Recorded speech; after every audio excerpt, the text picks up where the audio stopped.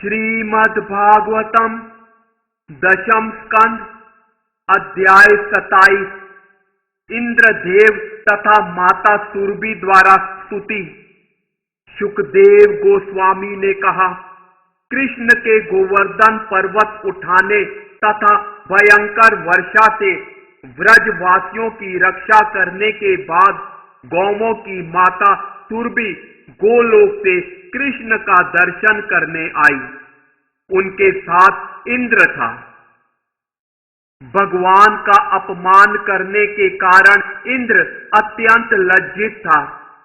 एकांत स्थान में उनके पास जाकर इंद्र उनके चरणों पर गिर पड़ा और सूर्य के समान तेज वाले मुकुट को भगवान के चरण कमलों पर रख दिया।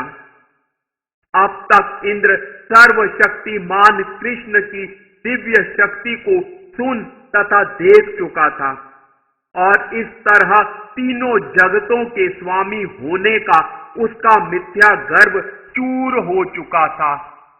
याचना के लिए दोनों हाथ जोड़कर उसने भगवान को इस प्रकार संबोधित किया। राजा इंद्र ने कहा, आपका दिव्य रूप शुद्ध सतोगुण का प्राकट्य है। यह परिवर्तन से विचलित नहीं होता, ज्ञान से चमकता रहता है और रजो तथा तमो गुणों से रहित है। आपके भीतर माया तथा अज्ञान पर आश्रित भौतिक गुणों का प्रबल प्रवाह नहीं पाया जाता। तो भला आप में अज्ञानी व्यक्ति के लक्षण यथा लोभ, काम, क्रोध तथा ईर्ष्या किस तरह रह सकते हैं?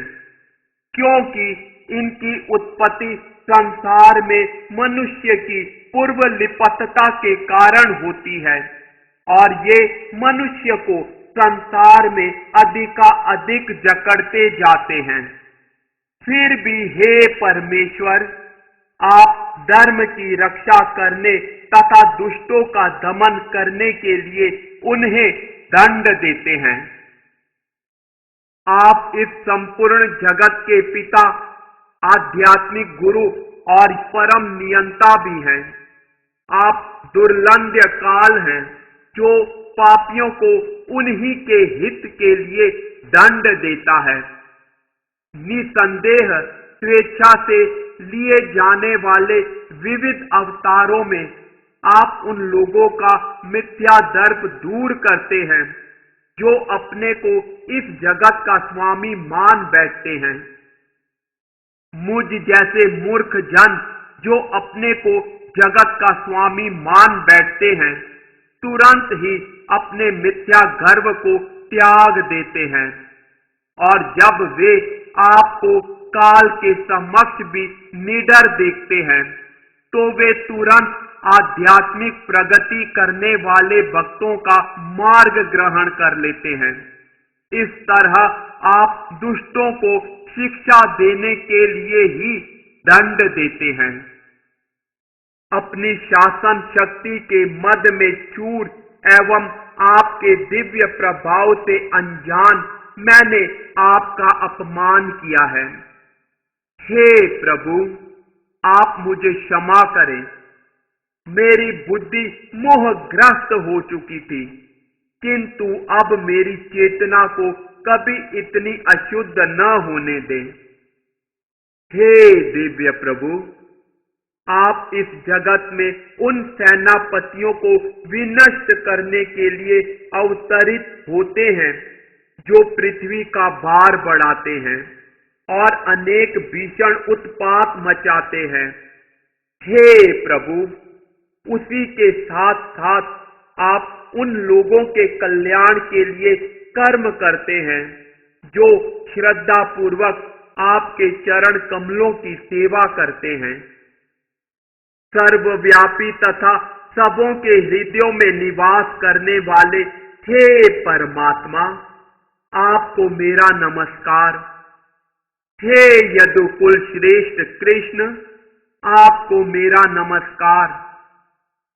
अपने भक्तों की इच्छा के अनुसार दिव्य शरीर धारण करने वाले शुद्ध चेतना रूप सर्वस्व समस्त वस्तुओं के बीज तथा समस्त प्राणियों के आत्मा रूप आपको मैं नमस्कार करता हूं। हे प्रभु, जब मेरा यज्ञ भंग हो गया तो मैं मिथ्या अहंकार के कारण बहुत क्रुद्ध हुआ। इस तरह मैंने घनघोर वर्षा तथा वायु के द्वारा आपके ग्वाल समुदाय को विनष्ट कर देना चाहा। हे प्रभु, मेरे मिथ्या अहंकार को चकनाचूर करके तथा मेरे प्रयास वृंदावन को दंडित करने को पराजित करके आपने मुझ पर दया दिखाई है। अब मैं परमेश्वर, गुरु तथा परमात्मा रूप आपकी शरण में आया हूं। शुकदेव गोस्वामी ने कहा, इस प्रकार इंद्र द्वारा वंदित होकर पूर्ण पुरुषोत्तम भगवान कृष्ण हंसे और तब बादलों की गर्जना जैसी गंभीर वाणी में उससे इस प्रकार बोले। भगवान ने कहा, हे इंद्र, मैंने तो दयावश ही तुम्हारे निमित्त होने वाले यज्ञ को रोक दिया था। तुम स्वर्ग के राजा के अपने ऐश्वर्य से अत्यधिक उन्मत्त हो चुके थे और मैं चाहता था कि तुम सदैव मेरा स्मरण कर सको। अपनी शक्ति तथा ऐश्वर्य के नशे में उन्मत्त मनुष्य मुझे अपने हाथ में दंड का डंडा लिए हुए अपने निकट नहीं देख पाता। यदि मैं उसका वास्तविक कल्याण चाहता हूं तो मैं उसे भौतिक सौभाग्य के पद से नीचे घसीट देता हूं। हे इंद्र, अब तुम जा सकते हो। मेरी आज्ञा का पालन करो और स्वर्ग के राज पद पर बने रहो, किंतु मिथ्या अभिमान से रहित होकर गंभीर बने रहना। तब अपनी संतान गौवों समेत माता सुरभि ने भगवान कृष्ण को नमस्कार किया। उनसे ध्यान देने के लिए सादर प्रार्थना करते हुए उस भद्र नारी ने भगवान को, जो उसके समक्ष ग्वाल बाल के रूप में उपस्थित थे, संबोधित किया।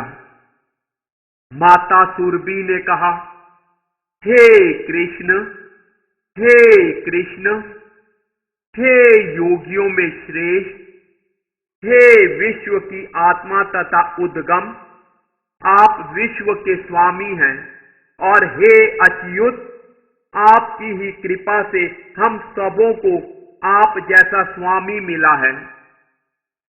आप हमारे आराध्य देव हैं। अतएव हे जगतपति, गौवों, ब्राह्मणों, देवताओं एवं सारे संत पुरुषों के लाभ हेतु आप हमारे इंद्र बने। ब्रह्मा जी के आदेशानुसार हम इंद्र के रूप में आपका राज्याभिषेक करेंगी। हे विश्वात्मा, आप पृथ्वी का भार उतारने के लिए इस संसार में अवतरित होते हैं। शुकदेव गोस्वामी ने कहा, भगवान कृष्ण से इस तरह याचना करने के बाद माता सुरभि ने अपने दूध से उनका अभिषेक किया और इंद्र ने अदिति तथा देवताओं की अन्य माताओं से आदेश पाकर अपने हाथी ऐरावत की सूंड से आकाश गंगा के जल से भगवान का जलाभिषेक किया। इस तरह देवताओं तथा ऋषियों की संगति में इंद्र ने दशारह वंशज भगवान कृष्ण का राज्याभिषेक किया और उनका नाम गोविंद रखा।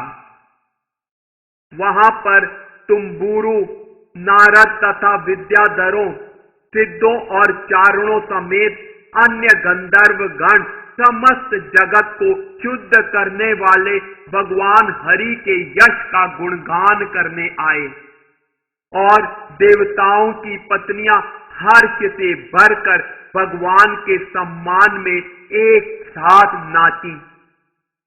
सर्व प्रमुख देवताओं ने भगवान की प्रशंसा की और उन पर चारों ओर से फूलों की अद्भुत वर्षा की।